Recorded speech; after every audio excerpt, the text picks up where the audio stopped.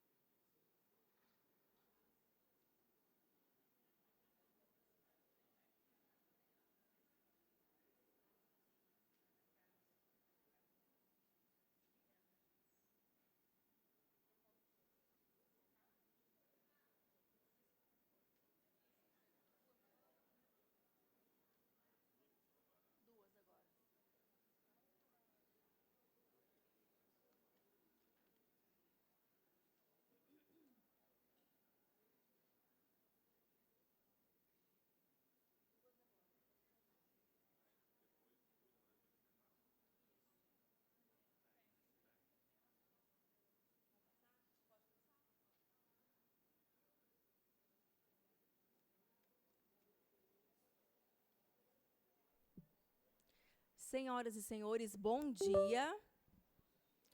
Senhoras e senhores, bom dia. Agora sim. O Sindicato das Empresas Particulares de Ensino do Espírito Santo, Sinep Espírito Santo, tem a honra de recebê-los nesta manhã para a Jornada de Inclusão, Desafios, Soluções e Legislação no Processo de Inclusão. Quero aproveitar aqui esse momento e agradecer o convite para conduzir este evento, já que também sou professora e neuroeducadora. Então, Juliana, muito obrigada pelo convite e obrigada, Sinep, também. Agradecemos a cada um de vocês pela presença, aos nossos convidados, que carinhosamente aceitaram o nosso convite para dividir conosco nossos conhecimentos. Pedimos para que mantenham seus celulares no modo silencioso, a não ser que seja para tirar foto e marcar também o Sinep nas nossas redes sociais. Sinep_ES.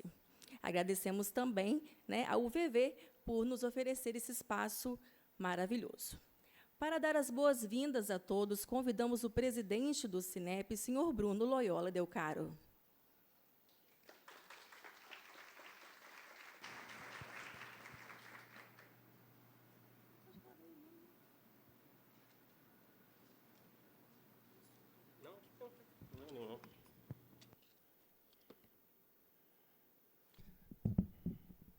Bom, mais uma vez, um bom dia a todos os presentes e aqueles que nos assistem remotamente pelo nosso canal da FENEP no YouTube.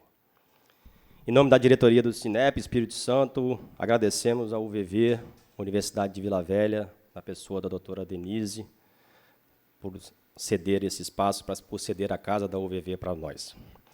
Agradecer a disponibilidade dos nossos palestrantes, pois sabemos que as agendas realmente não estão fáceis, estão realmente lotadas no Espírito Santo e no nosso Brasil. A FENEP por proporcionar, levar remotamente nossa jornada da inclusão para todo o nosso país. Com o tema Desafios, Soluções e Legislação no Processo de Inclusão, nossa jornada foi trabalhada para que os gestores escolares possam ter, dos especialistas, todo o embasamento a que se refere à inclusão na prática escolar. Que o nosso dia seja muito produtivo e de muito conhecimento. Obrigado a todos e um forte abraço.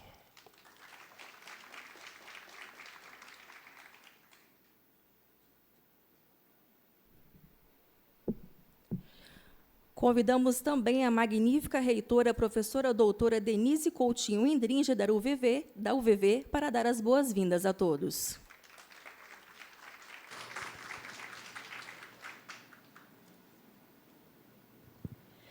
Bom dia a todos. Para a Universidade Vila Velha, é um grande prazer fazer parte desse momento da Jornada da Inclusão, promovida pelo Cinep. Agradecemos ao chanceler Moacir e ao presidente Bruno por ter nos contactado para poder fazer parte desse dia.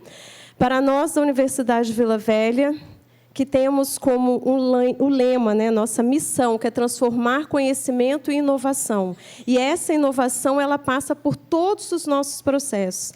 No ano passado, nós recebemos uma certificação internacional de 5 estrelas em inclusão.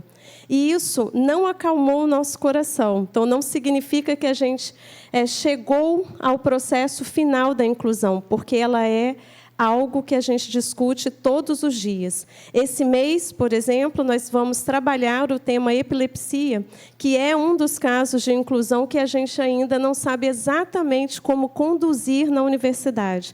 Então, a gente tem trabalhado processos de inclusão, repensado a inclusão diariamente. E a gente entende que a educação é uma luz, e é essa luz que a gente tem que a gente mesmo perseguir e também alimentar. Então, nós desejamos um dia maravilhoso de trabalho, que a gente saia daqui com o desejo de mudar e, sobretudo, de saber como iniciar ou continuar os processos de inclusão, que nós também sabemos que ainda falta muito para ser feito. Então, bom dia de trabalho. Obrigada a todos vocês que estão aqui presentes. Um abraço.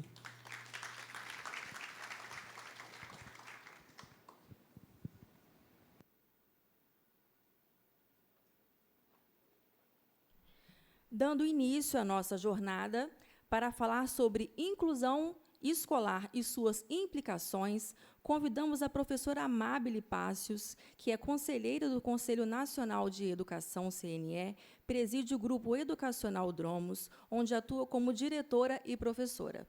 Também é presidente do Conselho de Educação Básica, vice-presidente da FENEP, Federação Nacional das Escolas Particulares. Com vocês, a professora Amábile. Juntamente com ela, convidamos para falar sobre orientações dos pareceres da CNE, da educação especial, estudantes com altas habilidades e atendimento a estudantes de necessidades especiais. Convidamos a professora Sueli Melo de Castro Menezes, pedagoga com habilitação para administração escolar e orientação educacional, mestra em desenvolvimento regional, diretora da COFENEM, conselheira da Câmara de Educação Básica do Conselho Nacional de Educação e membro do Fórum Nacional de Educação e Fórum Nacional dos Conselhos Estaduais de Educação. Sejam muito bem-vindas.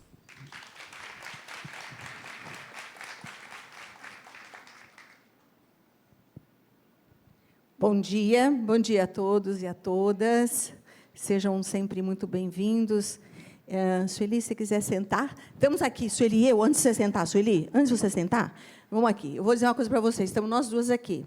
Nós resolvemos bater essa bola no peito e fazer o gol.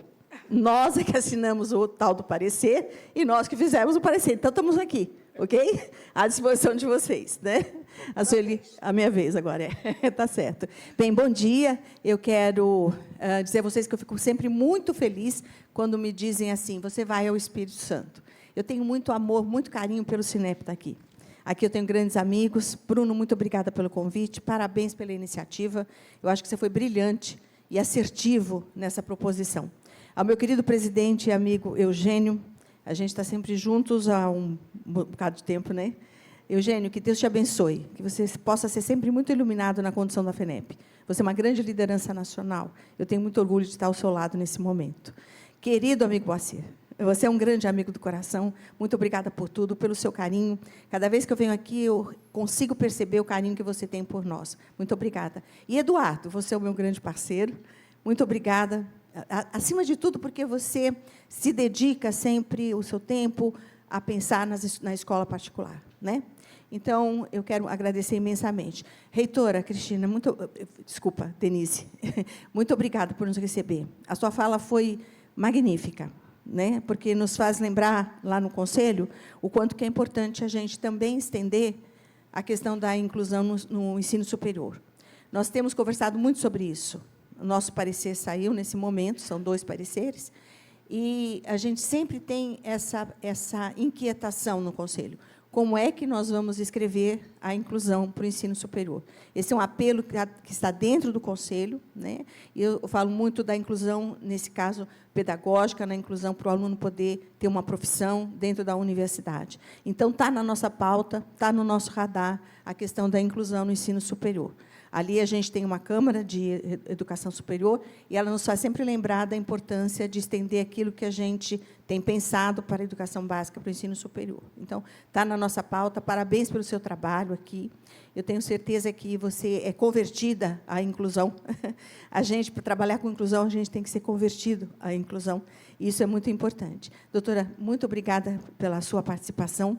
Estamos assim muito ansiosas em debater com a senhora e assim em ajudar-nos também, nos dando luz, né? Porque a gente tem um pensamento assim que é muito pedagógico, né? Então a sua participação trazendo a questão jurídica, junto com o doutor Diego, a quem cumprimento também, que é o jurídico da nossa federação, nos trazer um pouco da luz jurídica, né? Porque tudo isso tem um pouquinho do jurídico também, e a gente tem que cuidar disso, né?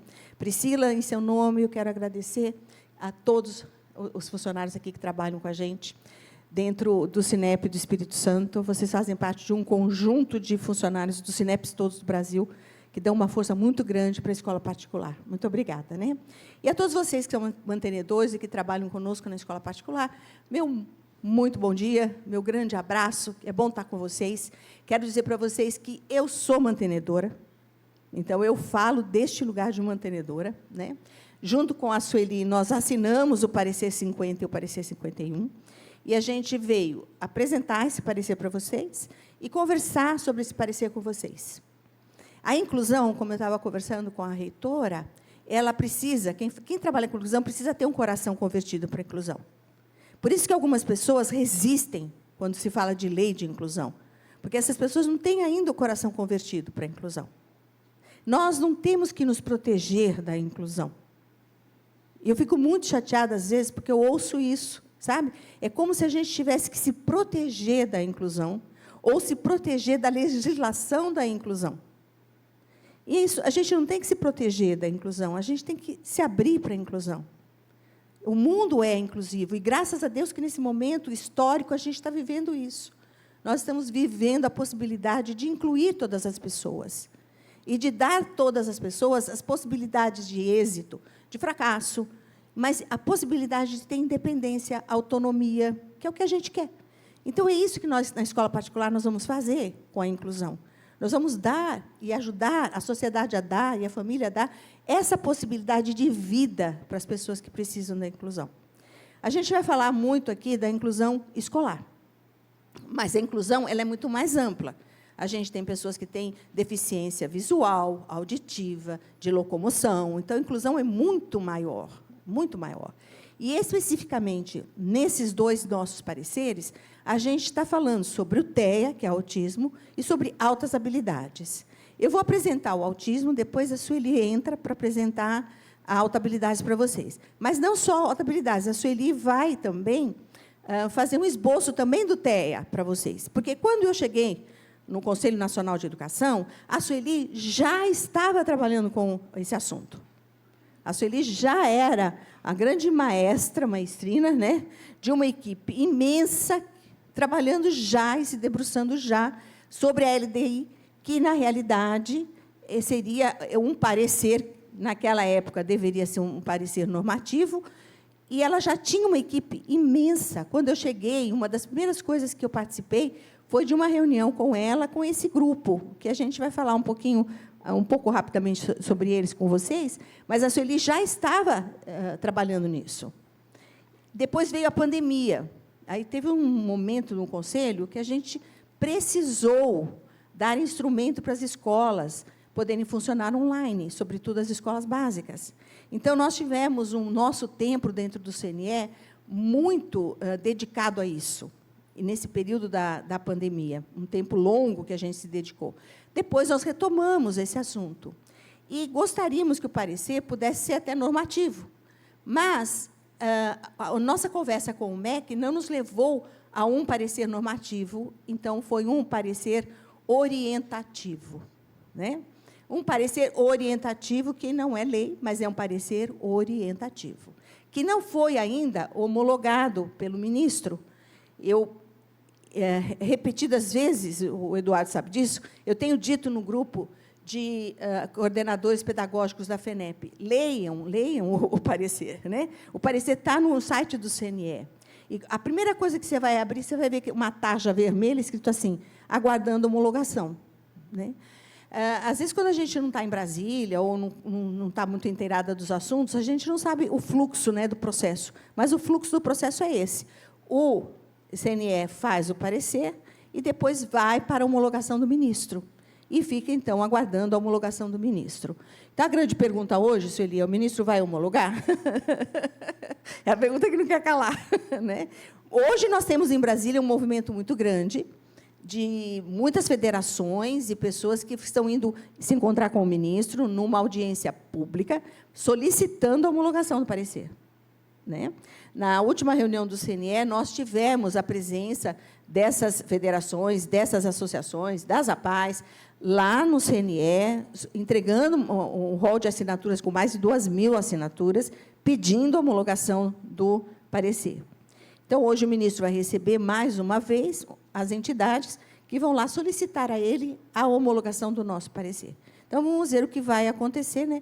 Brasília, vocês sabem, bem falava Franco Montoro, é um céu de nuvens, você olha, está de um jeito, depois você olha, está de outro. Então, Brasília é exatamente isso. Acho que não tem nada melhor do que essa definição para Brasília. Então, a gente olha hoje, a gente tem esperança, porque as nuvens dizem, olha, tem um movimento grande, as instituições estão lá, as associações estão lá, e elas precisam de pedir ao ministro, então, a homologação. Então, hoje, a gente diz, a gente está acreditando na homologação. Hoje, a gente acredita realmente na homologação. Mas vamos ver o que vai acontecer. Eu acho que o Sinep aqui acompanha bem as nossas questões políticas, a federação leva muito a bandeira das escolas particulares em tudo. Então, vamos ver se esse parecer vai ser homologado. Mas, de qualquer maneira, a minha primeira indicação é que vocês leiam o parecer. Né? O segundo esclarecimento que se faz necessário é que, no CNE, nós trabalhamos em cima de lei. Em cima de lei. Então, a lei precisa existir para que a gente trabalhe. O que é isso, Eli? Né? Então, a lei precisa existir. E qual é a lei que está embaixo dessa questão toda desses dois pareceres? A EDEI? Então, vocês precisam ler também essa lei. Essa lei tem um histórico grande conosco, porque, quando ela foi desenhada, quando ela foi aprovada, nós participamos muito da discussão. Muita coisa saiu não do jeito que a gente queria, né, Eugênio? Entende? Mas é a lei que nós temos. É a lei que nós temos. Né? Tem também a política nacional, que é um outro que a gente também está aguardando, que é uma outra expectativa também. O que aconteceu com a política nacional, que foi feita pelo presidente Bolsonaro? Eu estava lá, inclusive, representando a Sueli, na ocasião, no Palácio do Planalto, para o lançamento dessa política de inclusão. O que aconteceu com essa política? Ela foi questionada juridicamente no Supremo, ficou 4 anos sendo questionada. Quando o presidente Lula assumiu, ele tirou essa lei, essa política de lá, e hoje a gente imagina que estejam desenhando uma política, porém, nós não estamos nesse grupo de trabalho. Mas, de qualquer maneira, em algum momento, a gente vai interagir com essa política. Né? Então, eu não saberia antecipar para vocês nada a respeito dessa política nacional, que seria, para nós, da escola particular, um grande instrumento. Um grande instrumento. Né?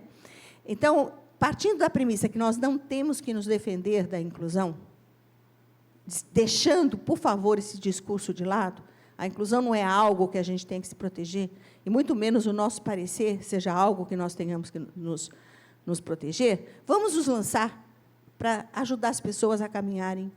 Vamos nos lançar, vamos ser pioneiros nessa questão, vamos aceitar as pessoas como elas são, vamos ajudá-las a superar suas dificuldades, para que elas também nos ajudem a superar as nossas. Não é? Para que a gente possa fazer uma sociedade que, de fato, partilha a sinergia, uma sociedade que se ajuda. Né? E a escola é muito, muito importante nesse aspecto. É muito importante. Se a escola recebe com rejeição uma família de uma criança com laudo, como é que essa família fica? Essa família já tem uma dificuldade grande, né, com uma criança. Né? Eu não preciso falar para vocês o que a gente passa na escola, porque eu passo na minha, não é diferente do que vocês passam na sua.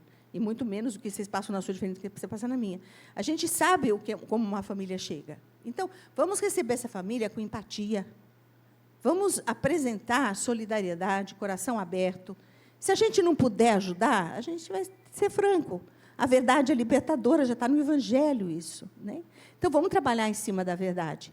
E o parecer dá respaldo para a gente fazer isso. O parecer nos ajuda a fazer isso. A escola tem que dizer para a família, olha, nós vamos receber o seu filho, mas nós vamos trabalhar com ele desse jeito. Nós vamos conversar um pouquinho mais sobre isso, quais são as possibilidades que a gente tem de falar com a família sobre isso. Né? Mas vamos planejar esse recebimento. Vamos planejar esse recebimento de peito aberto. Se a gente não puder atender, a gente tem que ser sincero com os pais. Não podemos atender. Mas a gente tem que receber a família, primeiro, com muito amor, com muita aceitação, e depois com muita verdade. Né? Eu tenho algo que... Obrigada, Priscila. Tá. Então, aqui, a gente vai tentar conversar sobre a melhor forma de fazer uma inclusão escolar. Evidentemente que a gente sabe que isso é um desafio. Nem Sueli, nem eu, nem nós duas juntas, nem a FENEP inteira junta, tem um caderninho muito bonitinho, com perguntas e respostas assertivas nisso. Não temos. Não temos. Porque cada inclusão é diferente da outra. Vocês sabem disso, né? O próprio autismo, hoje, a gente fala em espectro autista. Então, a gente tem o autista que é meio distraído, que não se relaciona muito bem, e tem aquele que não é nem verbal. E tem como a neta da Sueli, que depois, se ela quiser, ela pode falar, mas a Sueli tem uma neta que é cega, surda e autista. Então, a gente tem esses extremos todos. Né? Então, a gente não tem receita. Então, eu quero que vocês, então, quebrem também essa barreira para a gente poder conversar. Nós não temos receitas. Eu vou apresentar o parecer, o que a gente está pensando, o que eu vejo na escola particular, quais são os nós que eu vejo para a gente da escola particular, porque tem nós que nós não podemos desatar, não é por meio de um parecer nosso que a gente vai desatar algumas coisas que a lei colocou, a gente não consegue, tem que ser outra lei, mas nós vamos conversar sobre isso. Ok. Obrigada, viu? Bom, como a gente vai tratar a inclusão escolar dentro da nossa escola? A primeira coisa que eu já falei para vocês é a aceitação. Olha, vocês não precisam nem fotografar, nem copiar, não, porque eu vou deixar com vocês, tá bom? A gente, Sueli e eu, nós fizemos a apresentação para deixar com vocês, tá? Então, acho que vocês podem só anotar o que a gente está conversando, que acho que fica mais fácil, né? Primeiro, o que a gente tem nas escolas particulares. Me permita aqui fazer uma distinção. Quando a gente faz um parecer desse porte, a gente está pensando, sobretudo, na escola pública. Ok? Nós estamos pensando, sobretudo, na escola pública. Claro, eu estou lá, a Sueli sabe disso, nunca deixo esquecer da escola particular. Mas a gente tem que lembrar que a gente está falando aqui de uma política ampla, que vai afetar 80% das escolas no Brasil, porque 80% das escolas da educação básica no Brasil são públicas. 20% são nós, somos nós. Okay? Então, nós temos hoje, no Brasil, aproximadamente 41 mil escolas de educação básica, com uma grande capilaridade nacional, isso significa que a gente está em quase todo lugar. Perto de 10 milhões de alunos, é isso, né, Eugênio?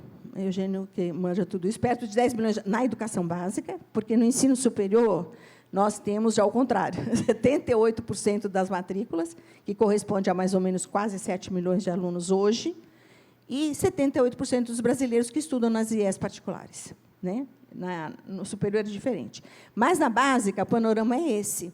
Né? Ontem, a gente estava conversando, o Diego e eu, e nós estávamos fazendo uma conta. Né? 2% da população, hoje em dia, parece que são autistas no Brasil. Né? 2%. Também a gente vai conversar um pouco sobre laudo. Né? Então, nós temos que imaginar que, desses quase 10 milhões de alunos, 2%, pelo menos, são autistas, e vão estar conosco. Tá? A escola está preparada, etc. e tal? Claro que não.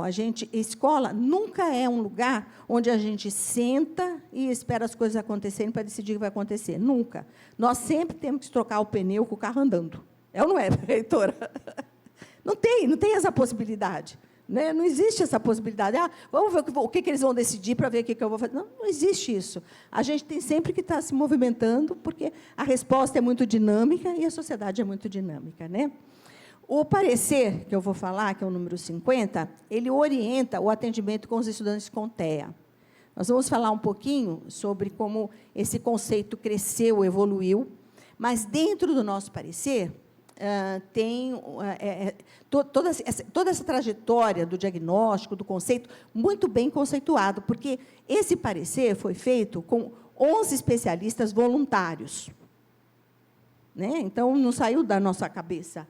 Nós tivemos a presença constante, e eu gosto, sempre que eu falo publicamente, eu gosto de agradecer essas pessoas.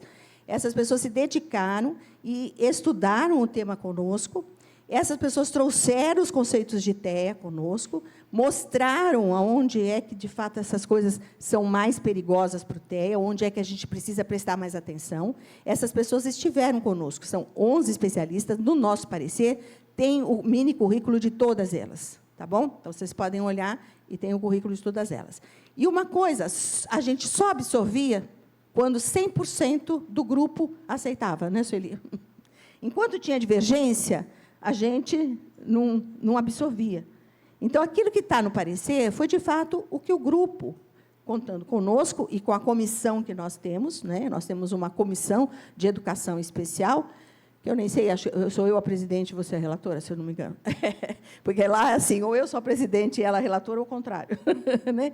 Então, nós temos uma comissão, então tem outros conselheiros, e esse parecer ele foi aceito, foi votado e aprovado por 100% dos nossos conselheiros, no pleno. Aí eu estou falando do conselho inteiro. Né? Então, primeiro, ele foi escrito por especialistas com a nossa intervenção. Depois, ele foi aprovado na nossa comissão. Depois, ele foi aprovado na Câmara, no pleno. Então, quer dizer, ele sofreu várias intervenções ou possibilidades de intervenções. Tá? Isso para dar um pouquinho mais de segurança para vocês. Né? Ele é orientativo também para altas habilidades. A Sueli vai falar um pouco mais sobre altas habilidades, que é uma coisa que chegou na escola agora. Né? Eu, na realidade, tenho na minha escola, pela primeira vez, 2 diagnósticos de altas habilidades. É claro que já passaram meninos com altas habilidades na minha escola antes, mas passaram desapercebidos. A gente não tinha olhar nem para identificá-los, muito menos para tratar com eles. Né? Então, a gente tem o outro parecer, a Sueli vai conversar sobre isso com vocês. Né? A educação especial. Bom, a educação especial, a primeira coisa que a gente tem que entronizar como escola é que é uma modalidade. É uma oferta que é uma modalidade. Okay? Ela não é um apêndice.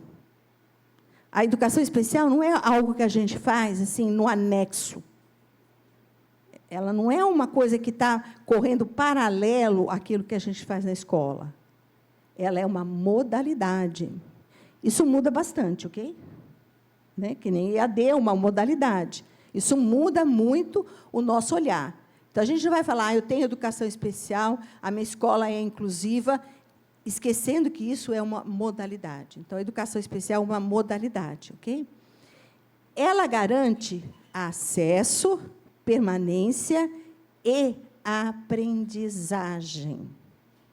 Eu acho que, para nós, da escola particular, esse pilar, acesso, permanência e aprendizagem, é novo, no sentido que a gente nunca imaginou que a gente tivesse que garantir a permanência e a aprendizagem de um aluno da educação especial.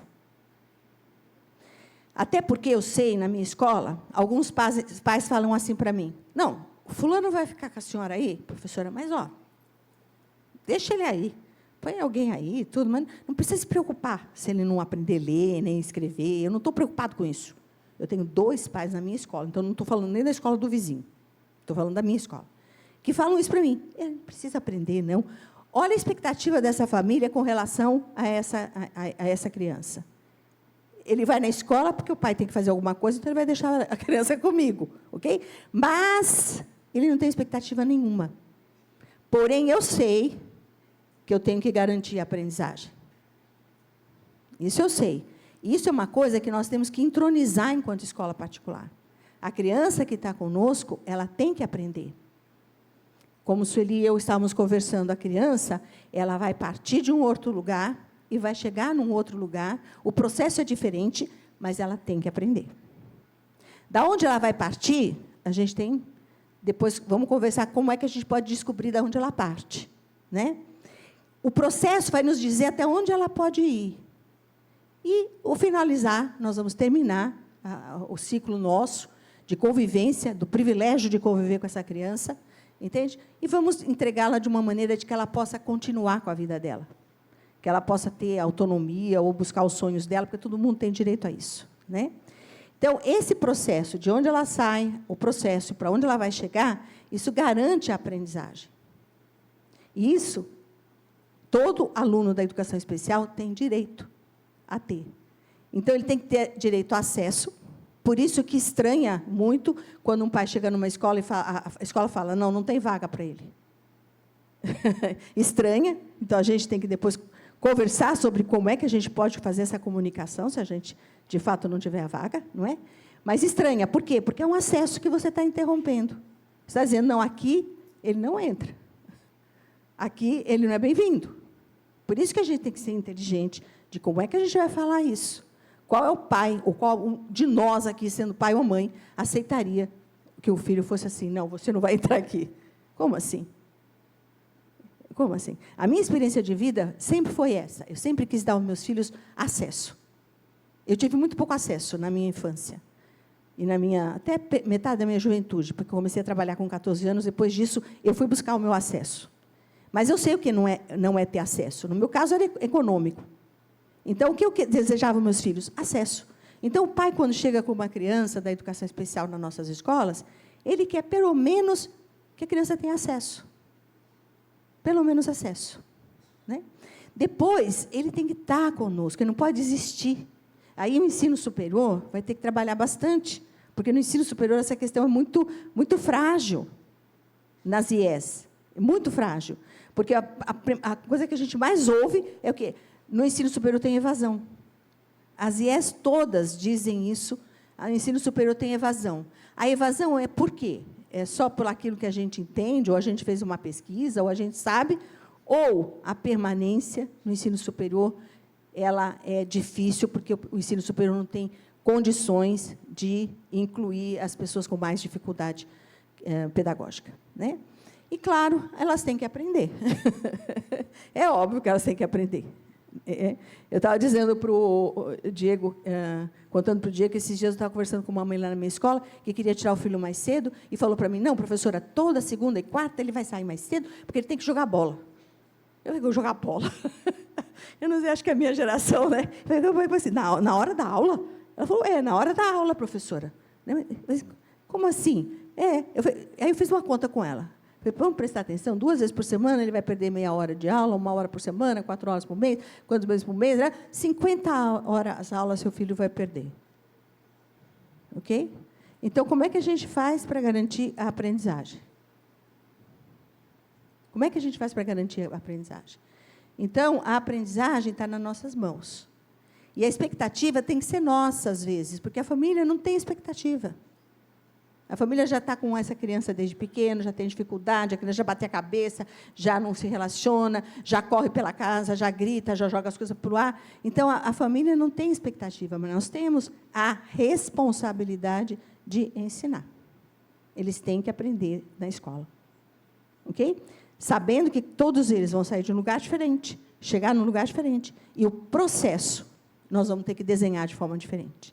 O designer do processo vai ter que ser diferente para cada criança da inclusão. Né? E por quem que é promovida essa educação? A família, A gente depois podia fazer um, Bruno, só de família. Trazer a doutora Cristina aqui, só para a gente conversar sobre as famílias. Eu acho que todos nós aqui precisávamos, nem que fosse terapêutico, entendeu, Bruno? Conversar sobre as famílias, não é? Os gestores, que somos nós, né? O processo ele tem responsáveis, né? Somos nós. Na minha escola, eu não gosto de passar essa responsabilidade para ninguém, não, ela é minha, né? Na realidade, aqui eu estou falando dos gestores públicos ou não, né? Dos professores e todos aqueles que estão envolvidos na comunidade escolar.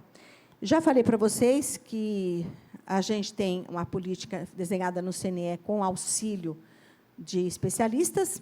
Evidentemente que nas nossas audiências que nós fizemos, que não foram poucas, né?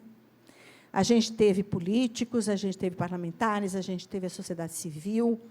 Uma reunião do CNE que aconteceu em Belém, lá na terra da conselheira Sueli, nós tivemos 6 horas de audiência com o senador Arnes e as pessoas de inclusão. Vocês imaginam o que é isso, né? 6 horas. Então, vocês imaginam que isso tem assunto. Isso tem assunto. E o senador sempre muito aberto, muito simpático, e o público foi ficando, foi ficando. E aí, no meu caso, não no seu, que a conselheira Sueli conhece bem a comunidade indígena, eu conheci indígenas autistas, né? E conheci mães indígenas, mães de filhos autistas indígenas. Se a gente acha difícil aqui em Vitória incluir, vocês não imaginam o que é numa aldeia incluir uma criança indígena autista, né? O Brasil é muito diverso e muito grande, né? Bom, a gente tem orientações do parecer que falam sobre o quê? Falam do estudante com TEA. Então, a gente vai falar um pouquinho sobre as características do estudante, lembrando que a gente está falando de um espectro autista. Então, alguns podem apresentar todas as características, outros não, né? Alguns são verbais, outros não. Alguns gritam, outros não. Alguns conseguem ficar sentados e se concentrar uma parte do tempo, outros precisarão de um treinamento para isso. Então, a gente fala do estudante com TEA, né? A gente fala do direito da educação dos estudantes com TEA como modalidade de educação. A gente fala nas práticas que são baseadas em evidências. Eu aqui vou falar só de uma, porque o tempo é curto. Vou falar de uma da minha escola, que eu acho que hoje todo mundo já quase faz isso, né? O planejamento, do qual eu falava para vocês agora há pouco, que isso aqui é importantíssimo, entende? A escola tem que saber o que ela vai fazer com o aluno autista que entra na sua sala, na sua escola. Ela tem que saber o que ela vai fazer, entende? Ela não pode chegar e fazer, vou ver aqui, eu vou olhar aqui, depois eu vejo o que eu faço com isso. Não, a gente tem que saber. Então, para isso, a equipe tem que conversar, o coordenador tem que conversar, o professor tem que conversar, sobretudo o professor, porque é ele que está na ponta, né? É ele que está na ponta.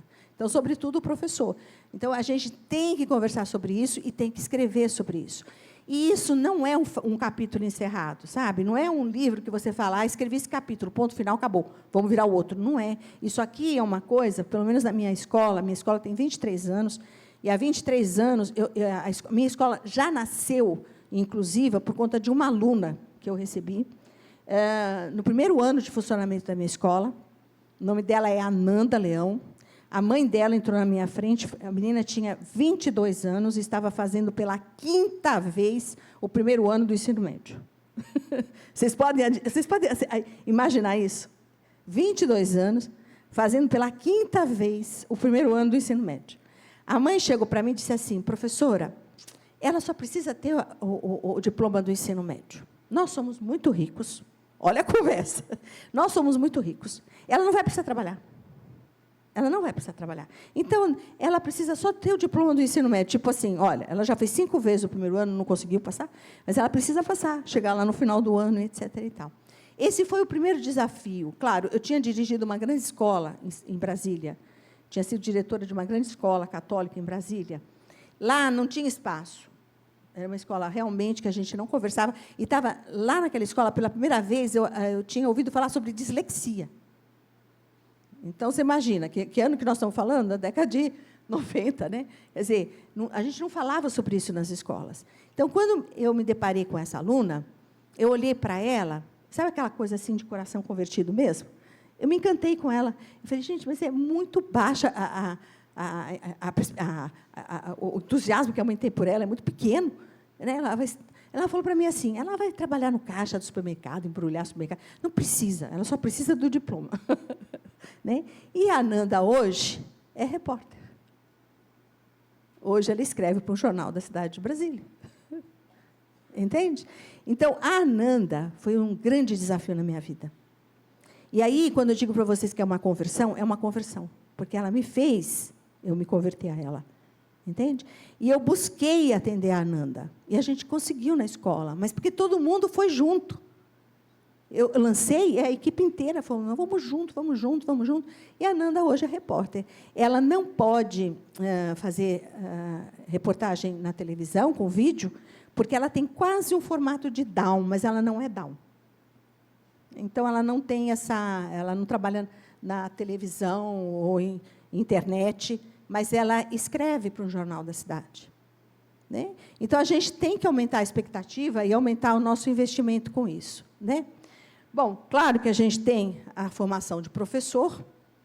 Aqui é um grande nó para a gente também, Sueli, não é só para a escola pública, é um grande nó para a gente isso, porque os professores que estão hoje nas escolas não tiveram esse assunto na universidade. Não tiveram. Nós estamos concluindo agora um parecer sobre formação inicial de professor. Né? O parecer, a gente concluiu a redação essa semana. Vamos entregar para o ministro e para a secretária Isolda, é a conselheira Márcia Sebastiani, é a redatora principal, junto com o nosso presidente, o Cury, e devemos entregar, então, a formação inicial de professor. O que é que a gente vai mudar, porque a 2019 não deu certo, 2015 também não deu certo, então, ver se a gente já consegue nesse parecer. E, nesse parecer, a gente está garantindo, não como deveríamos, mas um pouquinho, que o professor tenha uma formação para tratar com as crianças da educação especial. Aí eu falo educação especial como um todo. Tá? Aí eu falo da educação especial como um todo. Né? Bom, aqui eu quero, bem rapidamente, passar depois para a Sueli. O que eu quero falar para vocês é o seguinte, o conceito do TEA, ele foi modificado. Dentro do nosso parecer, isso está muito bem escrito, desculpa a falsa modéstia, mas está muito bem escrito, entende? Então, assim, a gente começa, como é que a gente tratava os autistas na escola, como é que a gente foi entendendo o convívio com eles, eles foram nos ensinando como é que poderíamos trabalhar com eles, né? A gente começou a identificar algumas características. Então, se uma criança com 2 anos entra hoje na nossa escola e tem característica de autista, a gente consegue falar para a família, olha, vai fazer uma investigação. Hoje a gente consegue. A gente não pode fazer o diagnóstico, mas hoje a gente identifica. A gente identifica. Né? E, recentemente, eu tive um caso assim, sabe, doutora Cristina, na minha escola. Ele tinha 2 anos, o menininho, filho até de uma professora, lindo. E eu falava assim, gente, ou ele é surdo, ou alguma coisa está acontecendo com ele, ou ele tem TEA. Porque eu conversava com ele, eu gosto de interagir, eu mesma interajo, na minha turma de 2 anos, porque quando eu começo a conhecer, na minha escola as crianças entram com 2 e só saem lá no ensino médio. Né? Então, eu olhava para ele e falava assim, Pietro, olha para mim, no meu olho, Pietro. Então, eu falei, não, esse menino aqui tem alguma coisa, e fiz uma indicação, e, de fato, ele realmente tem TEA. A mãe, claro, que é professora, sensível, sabe das coisas. E o garoto hoje já está lendo, ele tem 7 anos, né? Ele está lendo hoje, mas a escola pode identificar, mas a gente não consegue fazer o diagnóstico, mas a gente ajuda a família indicando o diagnóstico. Então, a característica do autista a gente já conhece, né?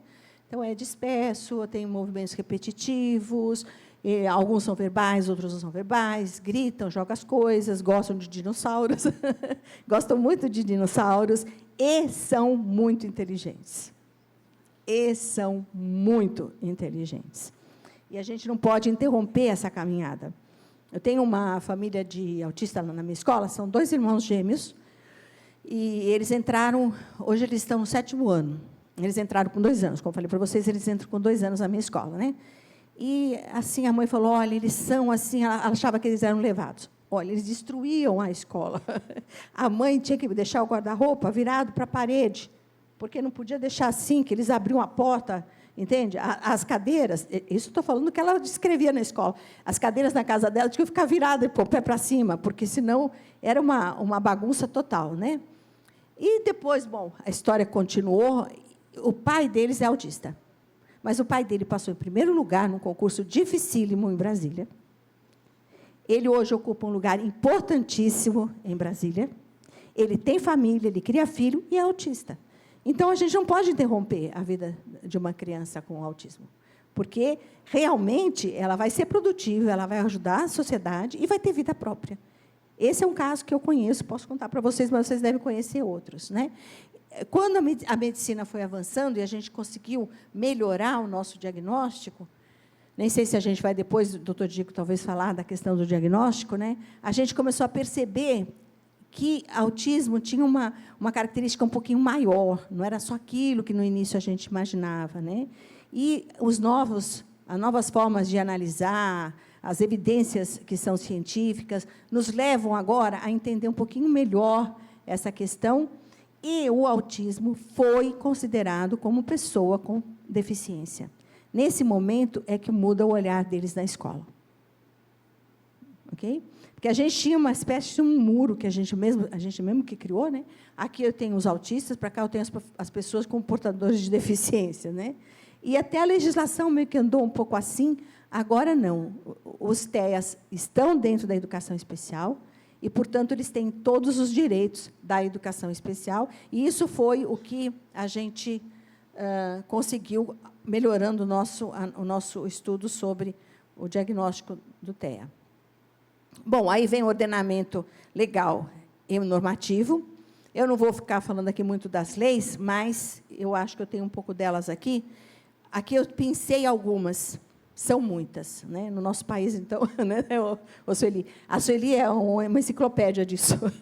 Entende? Então, aqui eu pensei algumas, né? No nosso parecer tem todas, que deram base legal e normativa para o nosso parecer. Tá? Então, por que a gente pode dizer o que nós dissemos no nosso parecer? Porque nós estamos baseados nessas leis. Né? Então, o CNE não pode fazer nada sem lei. Okay? Então, não adianta cobrar do CNE ou de nós, por que não colocou isso, não resolveu isso, daquilo? Se não está na lei, a gente não tem como fazer. E nós sabemos que, dentro do Congresso, há uma outra lei em construção. E essa outra lei que está em construção, então, a FENEP, né, pelo lado das escolas particulares, o CNE, pelo nosso lado, lá no Conselho, nós vamos ter que participar, colaborar e ajudar a melhorar o processo da inclusão do TEA. Tá? E, para a gente, alguns nós que a gente tem, e a gente pode conversar um pouquinho sobre esses nós. Deixa eu me ver se eles estão aqui. Aqui tem um pouco mais de leis. Né? Então, aqui vem a lei que determina que o TEA tem o mesmo direito das pessoas com deficiência. E aqui a gente tem um problema, que o PNE fala na Meta 4, que as crianças terão atendimento preferencialmente na escola pública. Né? Esse é um caso aqui que a gente tem que... Aqui no nosso setor é um caso delicado, Sueli. Por quê? Porque nós somos uma opção. Né? A escola particular nasce dentro da Constituição, ou seja, a gente está na Constituição, ela nasce na Constituição. Ali é um direito que a família tem de escolher, então nós somos uma escolha da sociedade, ok? Mas nós não podemos funcionar à margem da sociedade. Então, mesmo sendo uma escolha da sociedade, nós temos que trabalhar junto com a sociedade.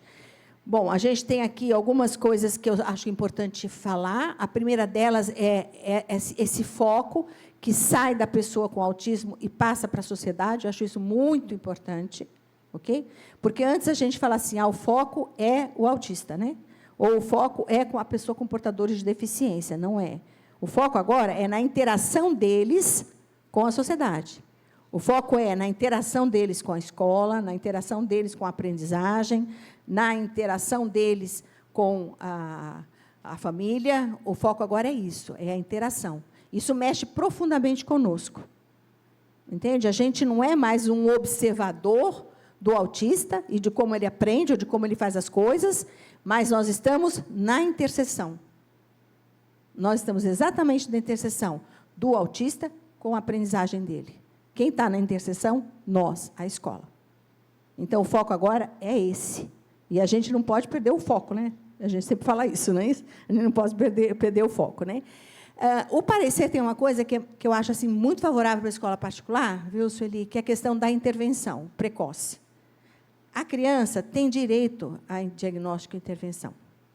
Eu não sei se vocês, mas em Brasília, muitos pais são resistentes ao diagnóstico. Eu não sei aqui se é que acontece também. Tá? Veja você, o nosso parecer da escola, o direito de cobrar isso da família.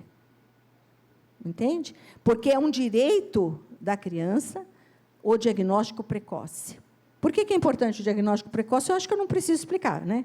Quer dizer, uma série de coisas a gente consegue adiantar, evitar, contornar e superar, sabendo, fazendo diagnóstico antes. Há uma resistência, sabe, reitora, da família. A gente até entende, né? A família, às vezes, não quer ver, não quer aceitar, não quer pensar que a vida dela vai se transformar nisso, mas o nosso parecer fala que a criança tem direito a esse diagnóstico, isso é muito bom para a gente, né?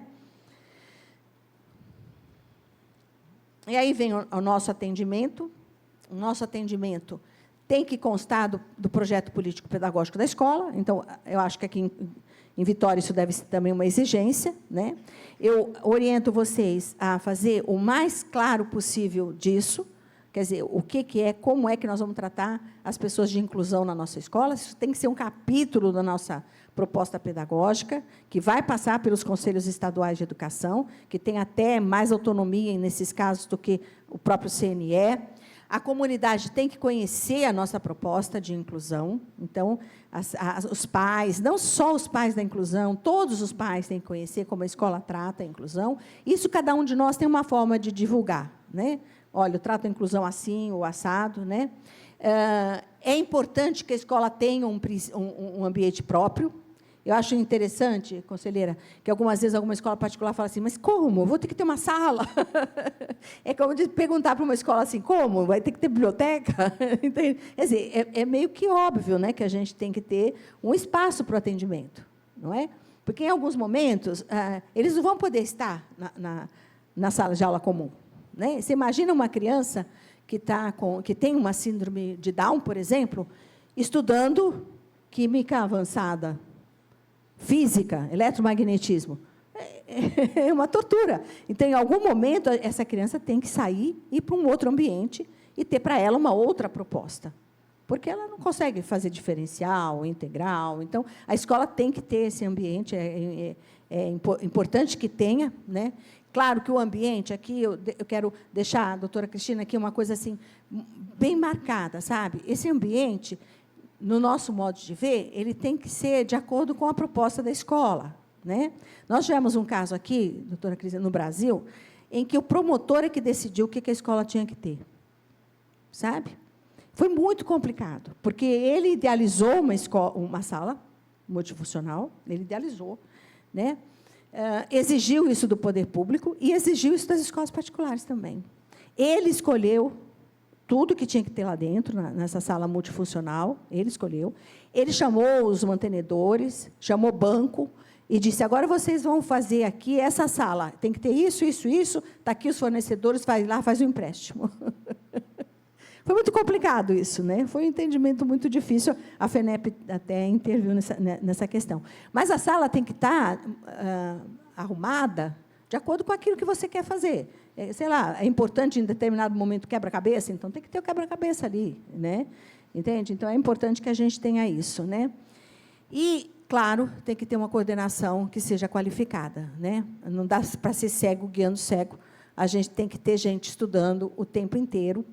E isso eu acho uma coisa também que eu posso indicar para vocês, como uma coisa muito assertiva que a direção da escola pode fazer para o seu quadro, é promover capacitação para as pessoas que atendem a inclusão. Né? Capacitação com os profissionais da sua escola, com os profissionais que, de repente, a família indica para acompanhar um estudante. Todo mundo tem que estar muito bem qualificado, até porque isso está muito dinâmico, a gente tem sempre informações novas que vêm da academia. Né? A gente acompanha e indica Eu, na minha escola, chamo de plano individual de aprendizagem, né? O pessoal chama de PEI, né? Na realidade, é um formulário que você tem que ter, vocês podem fazer do jeito que vocês quiserem. Na minha escola, eu tenho ele online, né? Numa área em que o professor acessa por senha. Eu tenho para todas as crianças. Tá? Eu não tenho só para as crianças de inclusão. Eu comecei com a Ananda. Okay? O meu primeiro plano foi para a Ananda. Né? E, junto com a Ananda, há alguns anos, eu fazia apenas para as crianças que tinham alguma deficiência ou alguma necessidade especial. Depois, eu percebi que, se fazia bem para eles, e faria muito bem para todos. Né? Então, hoje, todas as crianças da minha escola têm um plano de aprendizagem. Todas. Eu faço conselho de classe com um plano de aprendizagem projetado e a foto dela. Né? Então, o que eu ponho nesse plano? A identificação da criança, o nome do pai e mãe, evidentemente, se ela tem laudo ou não, se tem laudo, que laudo tem, se tem alguma necessidade especial indicada por algum especialista médico, então, vai para esse plano também, as estratégias que os professores foram descobrindo ao lidar com aquela criança, o que ele foi descobrindo, aprende melhor assim, aprende melhor de outro jeito, e aí a gente vai colocando o que precisa, porque cada um é de um jeito. Para aqueles que não têm, que não são atípicos, né, são típicos, o plano é quase sempre tem a mesma forma. Né? Olha, aqui é bom em matemática, é ruim nisso, eu fiz essa tarefa, deu certo, aquela outra tarefa não deu certo. E, para os outros, a gente sempre vai dando indicações de como é que a gente vai trabalhar. As indicações vêm da escola. Claro que, algumas vezes, a gente tem o auxílio do corpo técnico que acompanha a criança, né? Então, eles vão dando também uma indicação, olha, é melhor que a criança fique mais perto, fique mais longe, que fique afastada de alguém. Né? Bom, eu acho que esse plano, se vocês depois tiverem interesse, a gente pode mostrar e está aí disponível para vocês. O professor, na minha escola, já tem o hábito de preencher esse plano, como ele preenche um diário de classe. Né? Então, ele já sabe que tem que preencher esse plano. A gente arrasta o plano de um ano para o outro ano, e só vai acrescentando. Quando a gente precisa que o pai assine, a gente pede uma assinatura digital. Normalmente, para os alunos de inclusão, a gente pede uma assinatura digital. E é importante pedir essa assinatura digital, porque o pai tem que conhecer a proposta da escola. Primeiro, a escola tem que ter uma proposta, e, segundo, o pai tem que conhecer essa proposta. E o nosso parecer diz assim, olha, se o pai não quiser assinar, você tem até como articular com o Conselho Tutelar. Porque o pai é corresponsável com você. Então, ele tem que assinar. O nosso parecer fala isso. Né? A gente tem alguns nós, que eu sei que a expectativa da escola particular, Sueli, era que a gente resolvesse. Né? Eu sei que a expectativa da escola particular era assim, olha, esse parecer tinha que ter resolvido isso, né? Mas a gente não pode passar por cima da lei, evidentemente. Então, primeiro, a gente não tem condições de colocar nesse parecer a limitação de alunos autistas dentro de uma sala. Para isso, a gente vai ter que tutorar a lei. Ok? Então, muitas pessoas me escreveram, sabe, doutora, como assim? Eu tenho aqui uma escola, a Sueli tem vários casos, mas eu conheço alguns. Né? Então, olha aqui, eu tenho 20 alunos, 7 são autistas, 5 têm acompanhante. Então, você imagina que é difícil mesmo, né? Você imagina uma sala de aula com 20 alunos e 6 adultos, 5 acompanhando cada um dos autistas e a professora. Coitada dessa professora também, né? Não? Então, isso tem que ser resolvido. A gente não pôde resolver no nosso parecer. A gente não pôde. Mas a gente indica no nosso parecer que a nossa avaliação sobrepõe a do médico. Então, não é o médico que vai dizer como a escola vai trabalhar. Porque nós vamos lá no consultório do médico dizer, receita, por favor, isso, isso, isso, isso. Então, a avaliação da escola se sobrepõe sobre a avaliação do médico. Agora, a escola tem que saber o que está fazendo, né? Não pode ser em cima do achismo. Né? E também, com relação à acompanhante, aí depois você quer falar, Sueli? Você fala? Então, acho que o acompanhante também é um outro nosso ali conosco. Né? Quem que é o acompanhante? Seja ele proporcionado pela escola, seja ele proporcionado pelos pais. Quem é esse acompanhante? Que tipo de formação ele tem? Nós defendemos algumas coisas que a gente está assim, bem animada, né, de A Sueli vai falar com vocês sobre isso, nós estamos defendendo e estamos bem animados nessa direção, mas o acompanhante também, a gente não tinha como decidir no meio de um parecer. Então, os nós, Eduardo, queria muito que você me ajudasse com o CAPEP, os nós que tem a lei, a gente não consegue resolver no parecer, porque a gente precisa que tenha uma lei para a gente poder fazer o parecer. Não adiantava a gente escrever aqui, olha, pode só ter 3 alunos por turno. Isso não é isso é mais fácil e muito mais pertinente aos conselhos estaduais do que a nós. Está certo, Sueli? Ok? Então, os conselhos estaduais podem ajudar a escola nesse sentido. É muito mais pertinente ao conselho estadual fazer isso do que a nós, o conselho nacional. Ok? Então, não tinha como a gente fazer isso, né?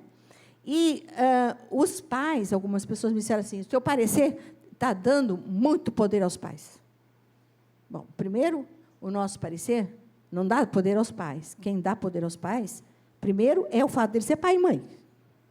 Esse é o maior poder. O fato que você é pai e mãe, isso é um poder. Ok? Isso é um poder. Depois, a LDI fala claramente sobre algumas coisas, e nós não temos condições de ir ao contrário de uma lei, como eu já disse para vocês, a gente não pode escrever. Ok?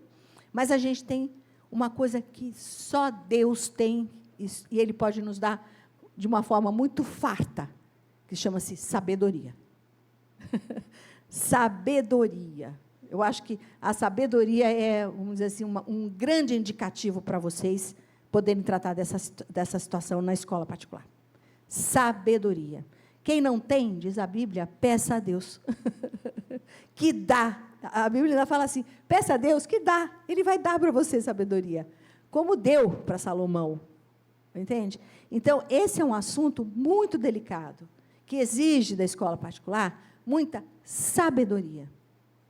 Exige conversão, a gente tem que estar convertido aos meninos, né? E muita sabedoria. Eu termino aqui a minha fala, dessa parte, né, evidentemente, agradecendo a vocês e dizendo assim que eu sou muito, mas muito fã do trabalho que as escolas particulares fazem no Brasil. Eu acredito muito no trabalho que a gente faz. E há alguns anos, não vou dizer quantos, né?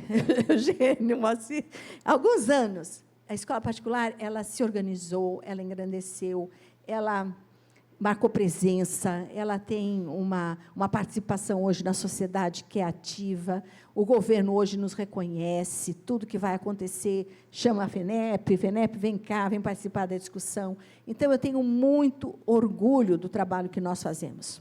Eu digo nós porque eu também tenho escola, né? Então, eu tenho muito orgulho. E eu quero, assim, muito pedir, todos os dias, que Deus abençoe a escola de vocês, do jeito que eu peço que abençoe a minha. E que dê a vocês muita sabedoria, sobretudo nesse trato. Em nome da Sueli, no meu nome, muito obrigada.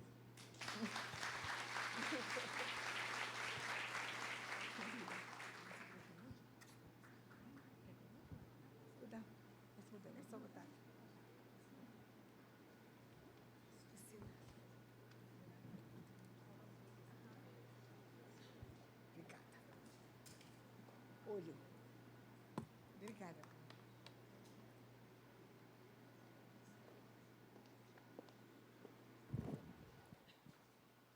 Qual é o melhor? Primeiro diálogo, né? Primeiro, dizer que é uma vitória estar no Espírito Santo. Adoro chegar aqui, encontrar essas pessoas queridas, sempre me acolhendo com um carinho enorme. Ontem eu estava encontrando umas pessoas lá em Brasília, e é isso, ele, como você está? Estou envelhecendo com dignidade. O que é envelhecer com dignidade para uma educadora? Né? Militância. Continuo fazendo confusão, continuo no meio do furacão, eu e ela. Diz que no olho do furacão, onde tiver uma boa confusão, nós estamos lá, porque enquanto tivermos força como educadoras, nós estamos fazendo confusão. E é disso que estamos falando hoje. Quando falamos de inclusão, nós estamos falando de confusão. Primeiro, porque nós somos um país que ainda não resolveu as suas questões na base. E aí, nós é que somos as pessoas para ir buscar essas soluções. E é com essa proposta de coração aberto, de que eu sempre brinco lá no Conselho, que eu, como sou a relatora sempre dos pareceres, eu digo, olha, quem tiver coragem de apanhar junto, venha para cá, estamos juntos. E é dessa forma que a gente está construindo alguma coisa. Primeiro, o controle é esse? Eu controlo. Se eu me atrapalhar muito, Priscila, eu peço socorro, sou atrapalhada. E aí também quero que você controle o meu tempo. Me deram 1 hora, eu vou gastá-la, ok? Aqui, então. Nós, do Conselho Nacional, nós estamos sempre muito instados a buscar soluções, é isso que a nossa presidente da Câmara Básica falou. Estar numa posição é sempre muito complexo, porque as pessoas cobram da gente as soluções. Tem umas que nós podemos buscar soluções e outras que nós dependemos de todo um processo social, do parlamento, da sociedade, do governo, para poder chegar. Se não houvesse consenso, não houvesse entendimento, esse alinhamento, as coisas ficam muito difíceis. E o CNE é um órgão de Estado, e isso dificulta um pouco, porque nós transitamos por governos. Eles dizem, na hora que você é um órgão de Estado, mas vocês têm que estar articulando com o governo, essas políticas governamentais, elas interferem no processo de um conselho que é de Estado. E essa é a grande missão que nós temos de fazer essa navegabilidade, vamos dizer assim, entre o governo, nas suas diversas instâncias, a escola particular, a sociedade, e o Conselho Nacional ele tem uma questão que ela é muito interessante. A quem nós atendemos? Né? Qual é a nossa proposta de lei? Nós temos que atender as demandas, diz a lei.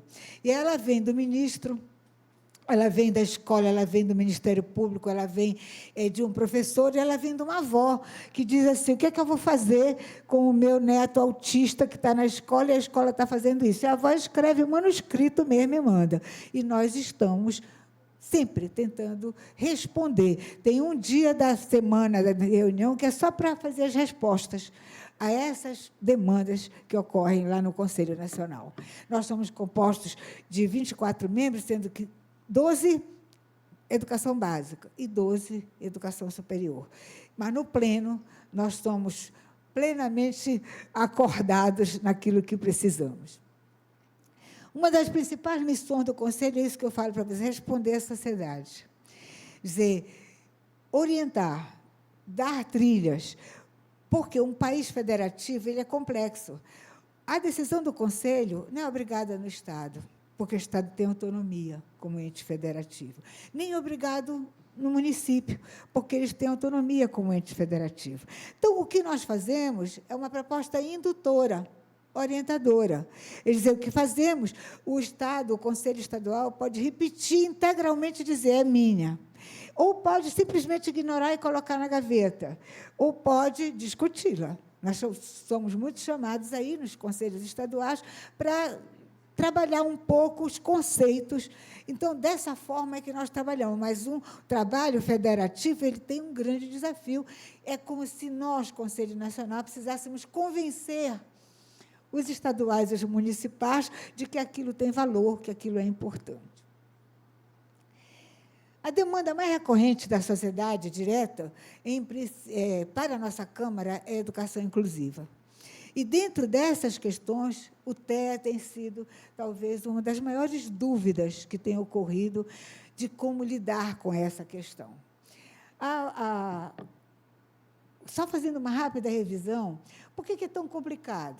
Nós somos um sistema onde a escola privada ela está junto da escola pública. A legislação, a LBI, né, Bruno, ela disse assim, olha, tudo que é obrigado para a escola pública também é obrigado para a escola particular, e colocou a gente no mesmo âmbito. Então, nós somos do mesmo sistema. Isso é complexo, por quê? Porque o governo tem uma política de governo, e nós precisamos criar nossas políticas de escola privada, paralela à lei. Então, vou dar um exemplo para vocês. Aqui, Essa política que hoje nós vivemos é uma política complexa. Por quê? O governo atual, nós não somos contra. A gente tem que dizer o que é real, concreto. A política que está colocada na mesa é de 2008, na íntegra. Não houve uma renovação, Bruno, não houve uma avaliação, não houve um monitoramento para dizer, olha, essa política que está de 2008 para cá, nós estamos o quê? 24 anos? Hã?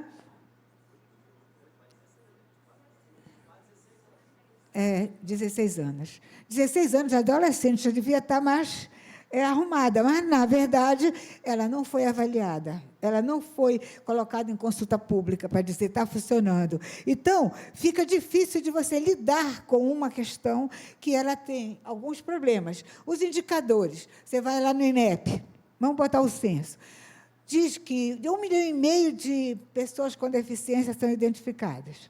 87% está incluída. Qual é o teu conceito de inclusão, Cristina? Matrícula não é inclusão.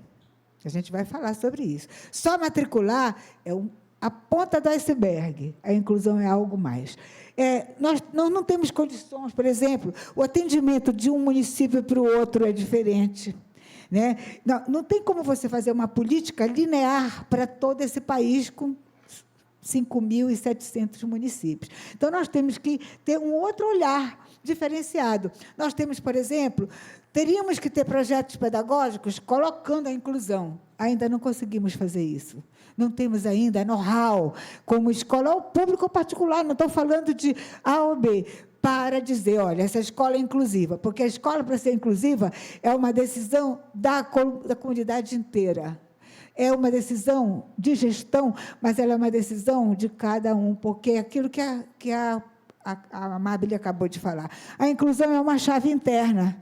A escola ela tem que tomar uma decisão de ser inclusiva, porque não se faz inclusão com improviso.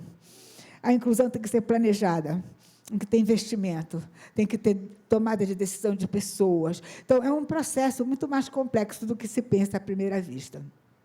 E precisa de pessoas qualificadas. Nós não temos no país ainda a quantidade de pessoas qualificadas.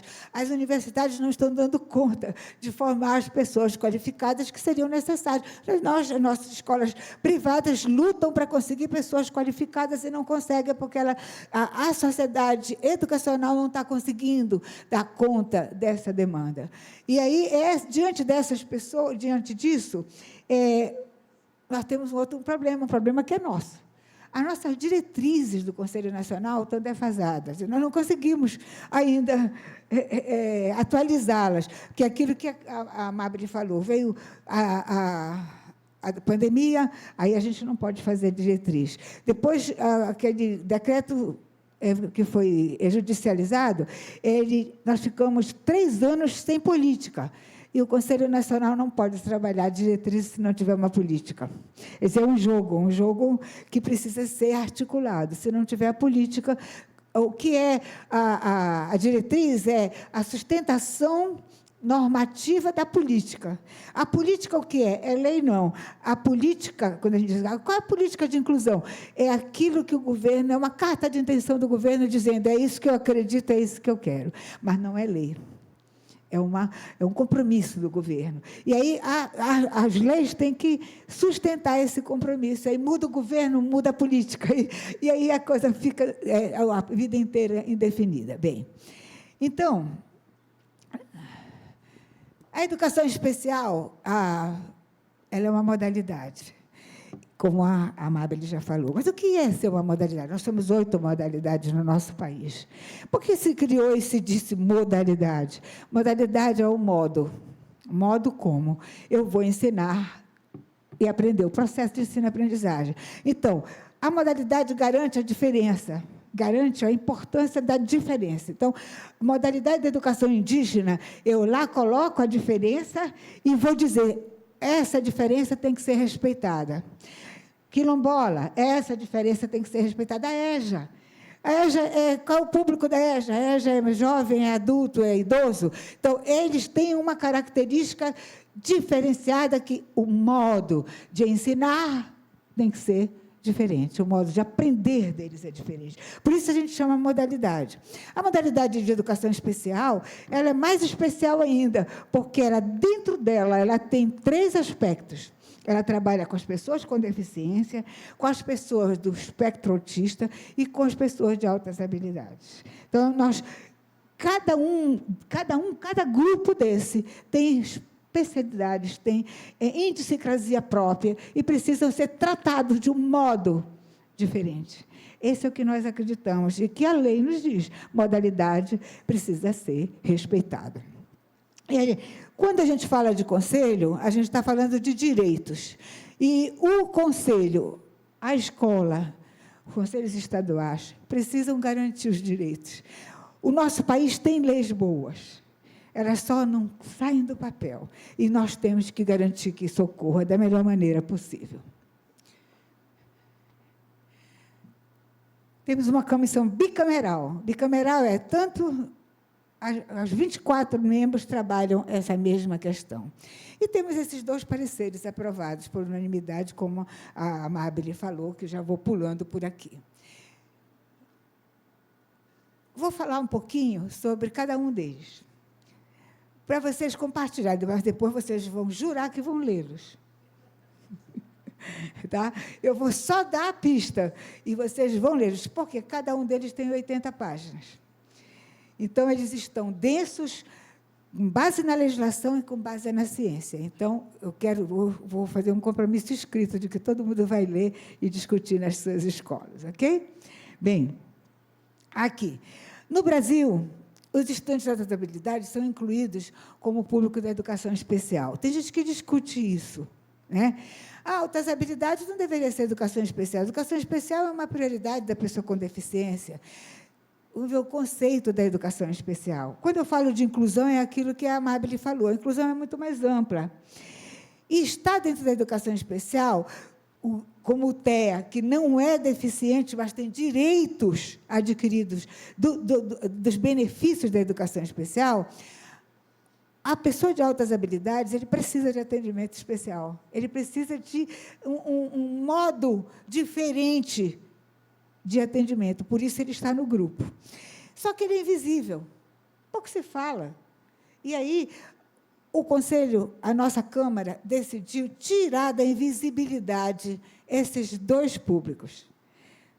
Altas habilidades ou superdotação e TEA. O TEA que ainda é um pouco mais complexo, porque ele ainda tem muitos mistérios no mundo inteiro, não é só para nós. Quer dizer, nós temos dificuldades ainda, mas não estamos sozinhos nisso. A pesquisa avança a cada dia no mundo inteiro.